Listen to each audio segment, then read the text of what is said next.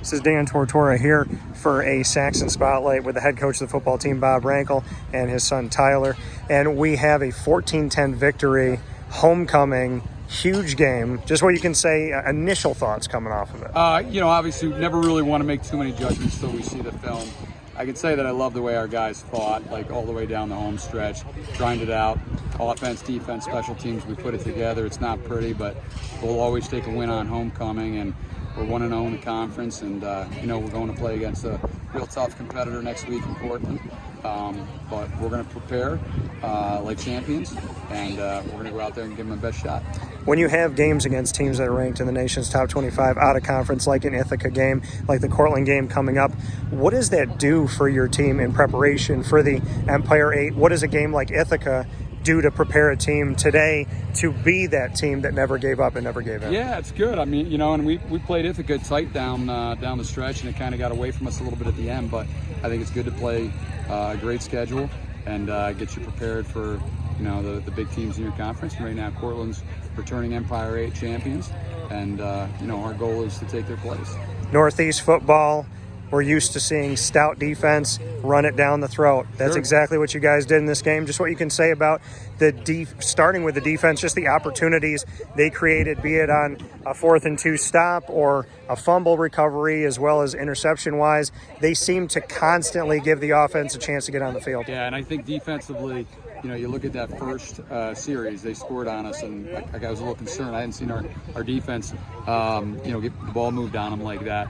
And pretty much after that drive, our defense was stellar for the rest of the day, and just let up that one field goal. So, certainly happy with what they did.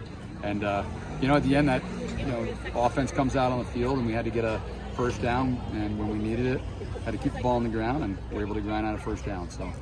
And you see the plays that are coming by your secondary, but they're created by what's happening in the disruption with the defensive line, like Tyreek or Mill and what he did to create that interception when the ball was up in the air for a while for TJ Marsh. Just what you could say about that defensive line and what they did in this game against Frericks to create so many opportunities for your back line. Well, first off, they're a very competitive group, and you want that in your D-line, and they get off the ball and they get after it, and it all starts up front. If you don't have a D-line that can pressure the quarterback and stop the run, defensively you're going to be struggling all the time, and we believe in our defensive front without a doubt. Max Freeman coming out here doing what he did, 6 yards a carry for the majority of the game, if not for all the game, over 100 yards. Just what you saw out of him and what you've seen out of him all season, being able to lean on him. I mean, I've been seeing it now for 3 years out of him. He's a great player. He's reliable. He's steady.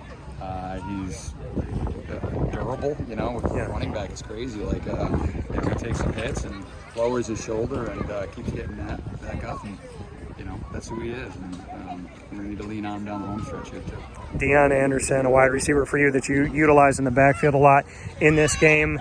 He worked his way into getting on the field, not being in the too deep and finding his place. And today definitely made a huge effect, a huge mark on the game. Just what you can say about what Deion did to get himself on the field in general and how he showed out today. Well, he's explosive, and he's always been explosive. And it's really just a matter of us figuring out ways to get him the ball and put him in space.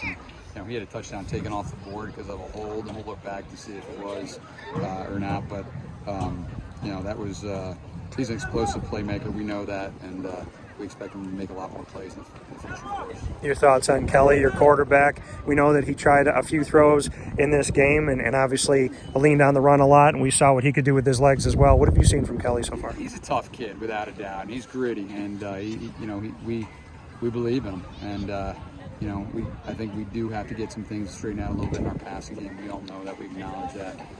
But at the end of the day, we believe in him. You win for homecoming weekend and going into the Empire 8 play. Yeah.